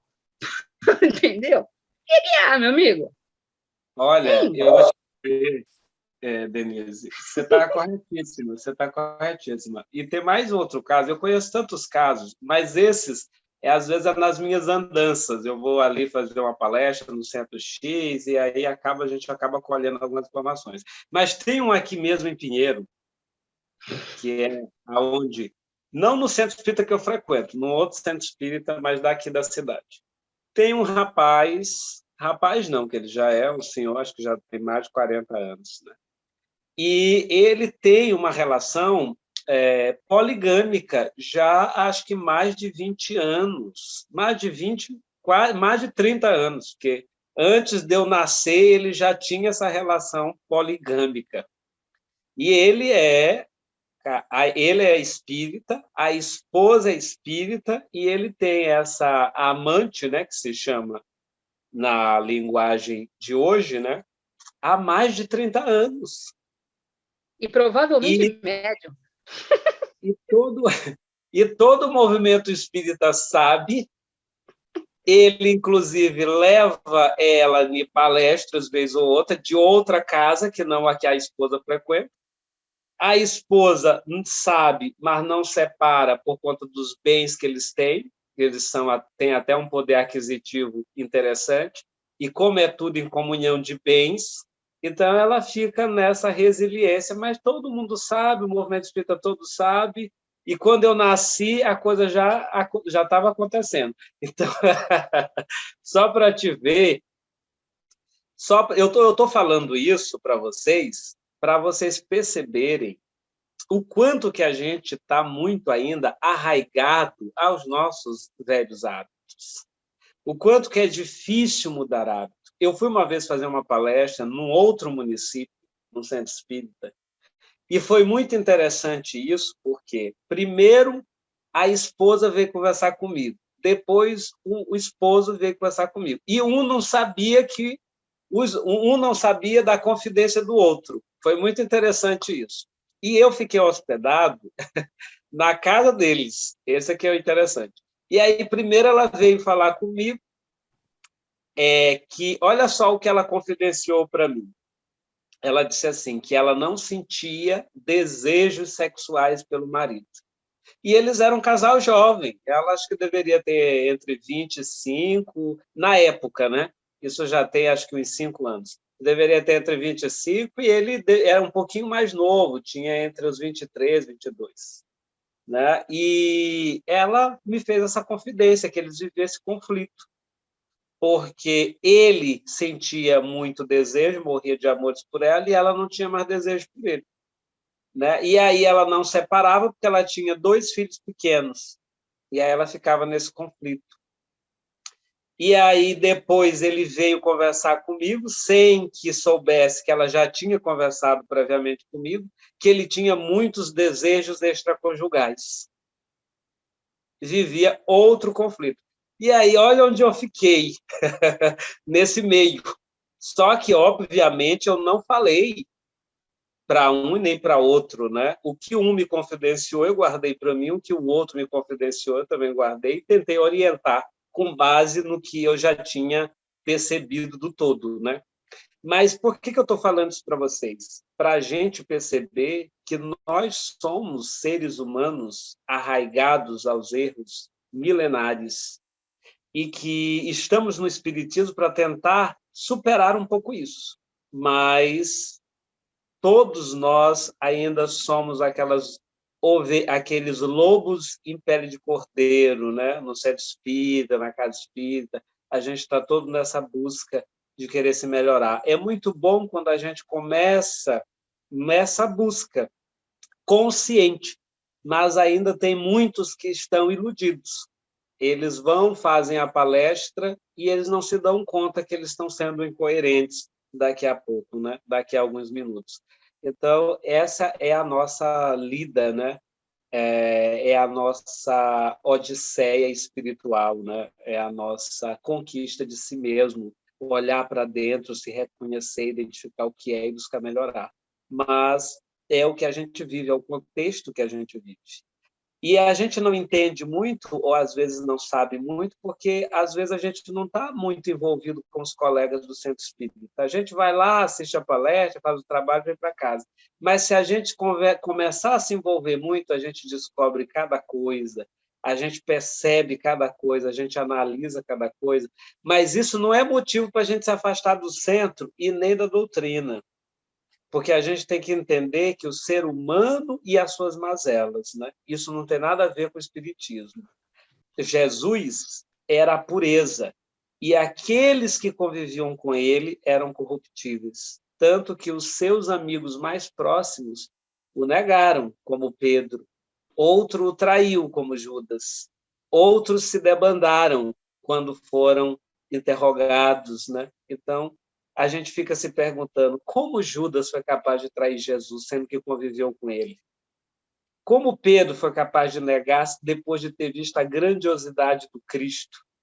Como Tomé foi capaz de descrer da ressurreição de Jesus depois de ter tido contato com ele, ter sido testemunha ocular de vários fenômenos que ele mesmo realizou. Por que a gente é capaz de se trair com aquilo que a gente já conhece e já vivencia? Porque os nossos hábitos perniciosos ainda são muito arraigados e a gente ainda está demorando muito se liberar de todos eles. Eu concordo, mas eu ainda sou mais pelo puxãozinho de orelha, eu acho que vale a pena de vez em quando. Não, mas a gente não é omisso. Nós falamos quando temos a oportunidade de falar da maneira mais sutil e sensata possível, sem ofender ninguém, né? E entendendo que cada um de nós está vivendo o seu processo. Então, eles são conscientes, todos sabem, né? Como já dizia Jesus, né? O administrador dará conta à sua administração, né? Então, eles vão responder pelo que estão fazendo, cada um dentro das suas possibilidades. Então, porque Jesus também não deu um puxão de orelha aquela vez lá que ele quebrou tudo que estava fazendo comércio lá? Teve uma vez lá que ele fez um barraco, né? Armou o barraquinho dele lá, então chegou mais escuta aqui, você sabe onde você está? Vai fazer o que você quer fazer, mas pô, acorda, entendeu? Então eu acho que eu sou por puxão de orelha nessa, sou só. Mas aí esses casos que eu estou ilustrando, eles são de centros espíritas que eu não frequento, não são do que eu frequento. São de centros espíritas que eu tomo conhecimento nas andanças por aí, né? Então, às vezes, a gente fica meio acanhado de falar alguma coisa, uma vez que nós somos visita, né? E uma visita rápida. Mas sempre que a gente pode, a gente dá uma orientação, né? Agora, cada um é que sabe como vai se comportar e vai se determinar na vida. Verdade. Teve uma palestra com o Divaldo, né? Ele falando que lá na Mansão do Caminho, como em qualquer outro centro espírita, também acontecem várias situações peculiares, né, dessa natureza. e que ele não fica chamando a atenção, assim, da forma como a Denise está falando, assim, olha seu cara de pau, isso e aquilo outro, que a resposta dele é por meio das palestras que ocorrem lá, e quando acontecem situações, ele vai dando as lições através daqueles ensinamentos nas palestras. E a Denise falando aí, eu fiquei imaginando, assim, que às vezes nem alguém chegando assim e botando o dedinho para a gente, falando diretamente o que a gente faz ou deixa de fazer, vai fazer a gente ter uma reflexão verdadeira e profunda, né? Muitas das vezes oferecer essa semente e deixar que ela entre na terra e vá se aprofundando, solidificando aqui, pode ir melhorando. Eu lembrei dessa informação de mas Paulo. eles pensam, Márcia, eles pensam. Eles pensam. A gente não cura, mas eles pensam. Não é possível. Eles pensam. Fica na cabeça deles. E eu acho que se ficar na cabeça, eles vão pensar. Porque não vou dizer que o Divaldo está fazendo errado, óbvio que não. Mas é o que eu acredito. Eu acho que tem que dar o toque, sim. Sabe? Tem que dar o toque. Ok, as palestras são maravilhosas. Mas eu acho que só dar o toque. Que ninguém é idiota, só isso, porque eles vão pensar. Depois eles vão embora, aquilo fica na consciência. Poxa. Mas o toque é dado, né? É isso que a gente está querendo dizer. Esse toque é dado. E eu lembro, por exemplo, do próprio Cristo fazia isso, né? Antes de Simão negar, ele avisou. Antes de Judas trair, ele falou da traição, né? Ele disse assim: um dentre vós irá me trair. E Judas estava presente. E aí João cochicha no ouvido dele e diz assim: Senhor, quem será? Será que sou eu? E aí Jesus diz assim: aquele que partilhar ali do pão comigo, ou para quem ele entregar o pão, eu não lembro textualmente a passagem. Eu só sei que ele diz, ele avisa, e ainda diz assim para Judas: vai e faz o que tu tem de fazer, aquilo que tu já está maquinando de fazer. Ou seja, ele alertava, ele dava os toques, né? Então, o alerta vem, a gente conversa, a gente fala, a gente esclarece, né? A gente chama a atenção. Muitas dessas pessoas que eu estou contando o caso são pessoas que vieram por elas mesmas me confidenciar, me perguntar, me pedir orientação. E eu falei dentro da minha possibilidade, né? Daquilo que deveria ser o melhor. Mas é aquilo que a gente volta a dizer, né? E a Márcia estava colocando, né? Embora o Cristo tivesse avisado Simão, ele mesmo assim negou. Embora Cristo tivesse falado que Judas seria o traidor, ele ainda assim foi lá e efetivou o processo. Então, cada um tem uma consciência própria, né? Então a gente orienta, a gente avisa, a gente esclarece, a gente dá aquele puxãozinho de orelha de forma mais sutil, mas cada um segundo as suas obras, né? Cada um com a consciência que tem, que já é capaz de trabalhar em si mesmo. Sem contar que ali poderia ser a mãe de cada um de nós, a filha de cada um de nós. Aí aquela história que você falou daquele cara que ficou bravo quando ficou bravo com Deus quando a filha dele morreu. Ah, mas quando foi a filha do outro, estava tudo bem. É o que eu estou falando. Entendeu? Quando fizerem com a tua mãe, aí você vai lá não gostar. Quando fizerem com a tua filha, você também não vai gostar. Ah, mas como é outro, deixa para lá, deixa as palestras, eles vão entender. Vão entender, mas que é bom de vez em quando, ó. Opa, a gente está aqui, ó. Sabe assim, ó, tô de olho, o que você está fazendo tá certo, você sabe, né? Então vai ouvir palestra, pelo menos. Vai, senta e vai ouvir palestra, pelo menos. Não, perfeitamente. Né? Isso é muito bom, cada um expor, isso é maravilhoso. E é super aceitável a tua posição. É interessante quando os conteúdos do estudo, né, mexe com a gente. É bem interessante isso. Quem levantou a mão foi Elisa. Elisa, por favor. Então, eu meio que concordo com a Denise, assim, eu fico também um pouco assim, nossa, como, né? Porque, de certa forma, a gente imagina que se a pessoa está numa palestra, ou no estudo, ou frequentando uma casa espírita, a proposta da pessoa é essa melhora, né?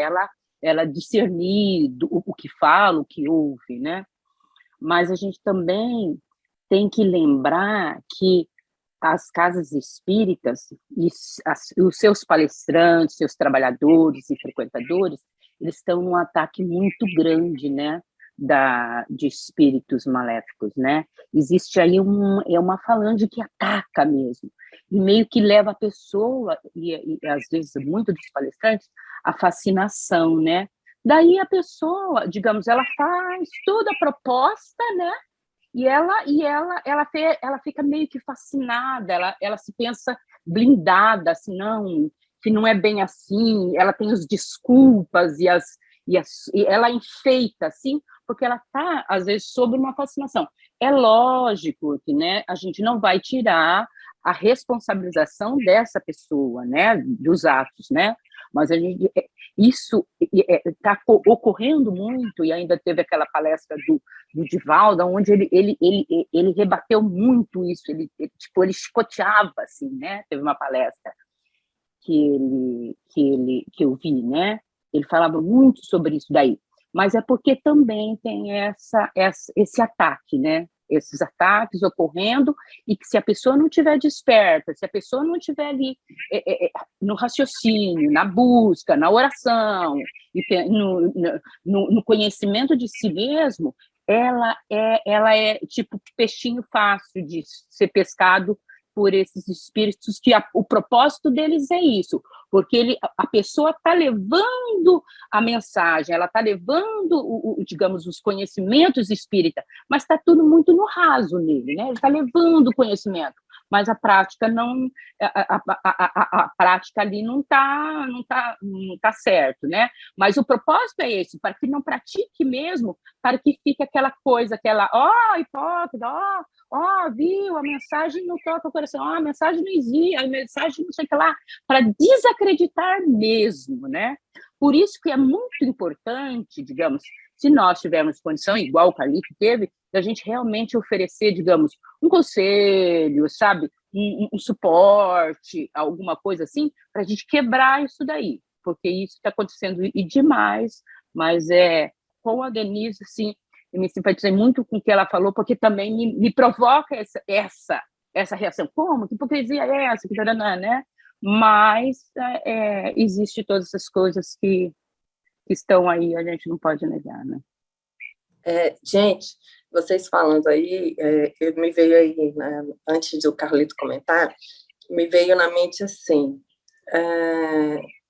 eu entendo naturalmente de dar o toque, nós todos necessitamos de toques quando a gente está, né, em erro, em equívoco, mas eu fiquei aqui pensando, Jesus nos ensinou por vários momentos, por meio de parábolas, talvez, para não diretamente falar assim na frente da pessoa, você está fazendo isso, você está fazendo aquilo outro, você isso, aquilo outro, que talvez, tá bom? Talvez essa pessoa construiria aquele muro, aquela barreira que dissesse assim, não, eu não sou assim, não, eu não sou aquela história da negação.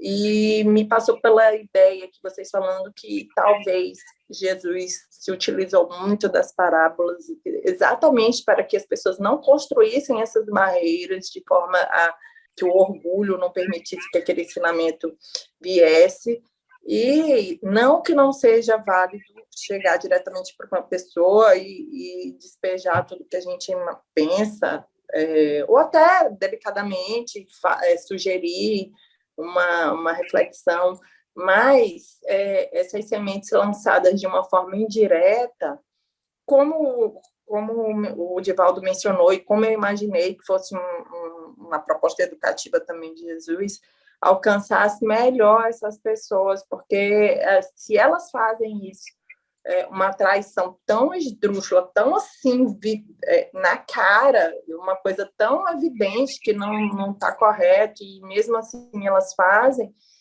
precisa de um processo educativo mais forte, porque não é possível que ninguém não chegou e falou, talvez não o Carlito, mas outra pessoa já tenha chegado, outra pessoa que nem do movimento mas vai lá e fala, tem um cara de pau, isso, aquilo outro. E o processo educativo é mais amplo que isso, não sei, pensei isso agora. Com certeza é uma pessoa que precisa de ajuda, isso é óbvio, né? Vai e não peques mais, não foi isso que Jesus falou? Vá e não peques mais, foi o que ele falou. mas conversou, vamos dizer. É lógico, eu falei assim, essa cara de pau, ok, mas é óbvio que é uma pessoa que precisa de ajuda. Agora, eu sou da opinião que, escuta, é de conversar, de repente a pessoa nem enxerga, tá achando que isso é tão normal, hoje em dia é tão normal, né? Ninguém sabe mesmo, a vida é assim. Então, é exatamente como Jesus disse. Vá, não peques mais. Então, ele, né? Ó, viu? Veja assim, ele falou, valeu uma vez, tá? O outro falando pra você não fazer mais isso. Então, eu, pelo menos, vi assim.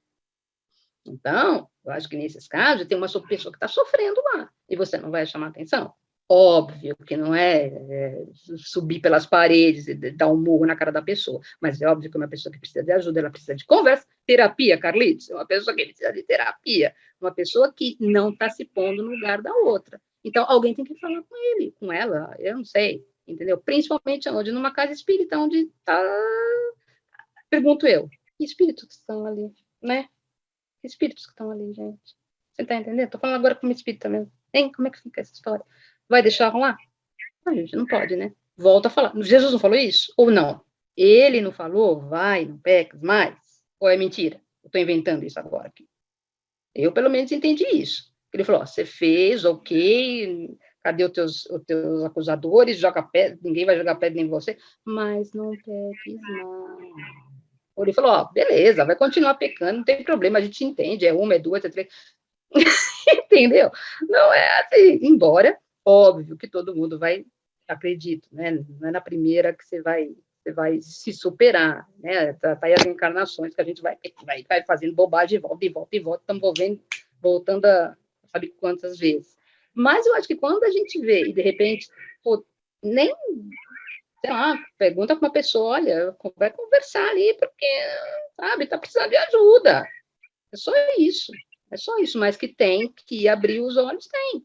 Ainda que não aconteça nada, ainda que continue. Bom, você vai continuar? Ok, mas pelo menos a gente fez o que a gente pôde. É só isso, é não finge que tá tudo bem, que, ó, deixa pra lá, não tem nada com isso, não. Ih, a vida dele não me interessa. Não é óbvio que a vida dele não interessa para ninguém, mas tem que dar o toque, porque de repente palestra não tá entrando no vidinho dele, não. Pra ver que tá ouvindo palestra, tá pensando, sabe Deus, lá no momento sexual dele. Mas uma coisa que a gente precisa ponderar eu concordo com a fala de vocês, tanto Denise quanto Elisa, mas assim, vocês estão falando como se o indivíduo fosse alguém que desconhecesse a coisa, né? Então são indivíduos que são extremamente conscientes, então a gente vai lá e dá esses toques e tal, quando é alguém que está dentro da ignorância. Esses indivíduos são tão conscientes que eles mesmos vieram se confidenciar. Entende? Eles mesmos vieram dizer, eu sei que eu sou errado, eu sei que eu estou em erro, eu sinto isso, é aquilo, eu vivo dessa forma e tal.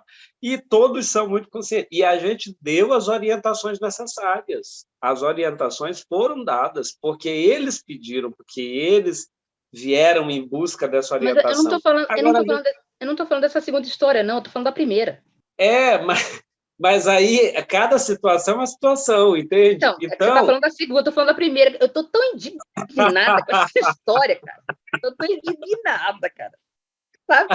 Eu na mulher de troça, cara. Denise, agora eu que não entendi mais, então tá bom. Vocês lembram que no início, olha só, vocês lembram que no início eu falei que eu passei por isso? Eu não, uma amiga minha passou por isso, a gente foi lá e a gente fez o que tinha que fazer. Isso eu tinha 22 anos. Entendeu? E nem com a gente foi. Ela lá, não sei. Você não sabe? Então pode deixar que a gente faz para você. Eu tinha 22 anos, né? Como se fosse hoje. Entendeu? E agora, não sabe. Ele não sabe o que está fazendo. Carlito, é engraçado porque a gente está analisando o outro com a nossa consciência, né? Achando que o outro pensa como nós. A gente não sabe como ele pensa, como que ele se relaciona isso dentro dele, com traição, com valores. A gente está empregando os nossos valores nele, né? E por isso que está causando essa revolta. A Elisa está aí na fila para poder falar. Eu até esqueci, mas é que a Denise estava falando, eu estou caindo na gargalhada aqui com a Denise, né? Porque eu estou meio que me identificando, né? É no movimento espírita onde estão os espíritos mais difíceis e atrasados, né? Que tem aquele trabalho muito importante para fazer no seu interior, que está ali tudo reunido, né? Tudo estudando, dando palestra, promovendo estudos, tudo, mas porque é o propósito, é ali, mas não que é porque estão diante da verdade, digamos assim, do espiritismo que nos ajuda a nos melhorar, que se tornamos melhores por causa estamos ali. Não é, isso não cabe, né? É lógico que causa toda essa revolta, causa a gente quer mais como, que não sei o que lá, mas essas dificuldades nessa área de relacionamento, elas é dificuldade em vários outros setores também, que às vezes são até piores, né? São até piores e existem, né? E tem muitas pessoas que eles levam, eles vão a um centro espírita, frequentam um centro espírita, mas é como ele é um católico. Não estou aqui falando mal de religião nenhuma, né? De ninguém, de nada. Eu só estou assim, tipo, num raciocínio, né? É igual um católico que vai na igreja católica, ele ouve a missa, comunga, faz os rituais, volta para casa, e assim, outro domingo, né? Digamos, ele acha que ele vai lá e cumpre os seus ritos, as coisas, já está quites, e volta para a vida. Ele separa as coisas. E não é. A vida é uma só. Se você está no seu trabalho, se você está dentro da sua casa, se você está na rua, se você está no centro espírita, se você está em qualquer lugar, né? E ainda o espiritismo, ele dá essa clareza porque é uma mudança de conduta de vida, né? Mas não é todas as pessoas que entendem isso, entendeu? Então, daí eles conseguem ter essa dualidade, essa separação. Mas, às vezes, pode ser que nós, às vezes, não temos, digamos, nesse sentido, mas temos em outros, né? Em outras dificuldades que nos cabe trabalhar, né? E daí a gente tem que sempre colocar todos estamos aprendendo, né? Exatamente. Claro que a gente deve falar, evidenciar, instruir da melhor maneira possível, né? Então, nós concordamos perfeitamente com o posicionamento de vocês, mas sempre de uma forma que não seja agravar mais o problema do outro, né? Então, porque todo mundo tem um passado, tem uma diferença espiritual, como o Aldemir bem colocou, né? E todos nós estamos aqui lutando contra os nossos demônios, né? Então, quando essas pessoas elas chegam a procurar, a falar, a confidenciar, elas querem ajuda, elas já sabem que elas precisam melhorar, mas a gente sabe que o processo é difícil, a depender da realidade que cada um está vindo, espiritualmente falando. Tem uma obra do Divaldo Franco, que é uma obra do Filomeno de Miranda, que eu gosto muito, uma das melhores obras do Filomeno de Miranda, que é Sexo e Obsessão. Nessa obra, a gente vai conhecer o caso de um padre pedófilo, né, que é o padre Mauro. O Filomeno de Miranda vai desdobrar o passado espiritual desse padre. Então, quem era Padre Mauro? Na vida passada, se não me falha a memória, no século XVIII, por aí, ele era uma dona de um bordel chamado Madame X. Então, ele era uma mulher, e era uma mulher que era dona de um bordel, e dentro desse bordel ela fazia as coisas mais absurdas, mais aberrantes do ponto de vista da sexualidade, né, com os seus clientes, né? Ela e as suas companheiras do bordel. Então, quando ela volta na condição de padre dentro de uma igreja, trazendo a questão do sacerdócio, né? Ela vem esse espírito vem na tentativa de se purificar, vamos dizer assim, desse passado. Mas a gente sabe que essa força ainda é muito forte. Então, por isso, o padre ainda sofria muitos tormentos psicológicos e etc. E, claro, que recebeu a ajuda necessária para que ele pudesse se libertar dessa problemática que o atrasava no seu processo de evolução. O que eu quero dizer é que cada um está vindo de realidades diferentes, de passados diferentes, e a doutrina espírita não é diferente, né? Como bem colocou Elisa, ela abriga, ela agrega a todos nós que somos espíritos endividados com a própria consciência, vindo das realidades mais diversas.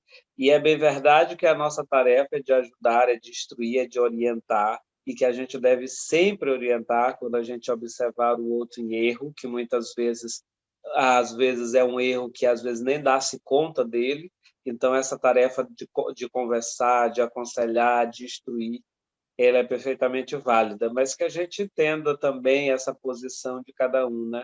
Todos somos conscientes, né, em alguma medida, das nossas falhas, dos nossos equívocos, e cada um vai buscando a sua iluminação dentro das suas possibilidades. A gente tem tantos casos, né, Carlito, que a gente pode avaliar dessa forma e, às vezes, são muito tristes e a gente tem que se segurar para não se revoltar demais, né? O próprio caso do João de Deus, né?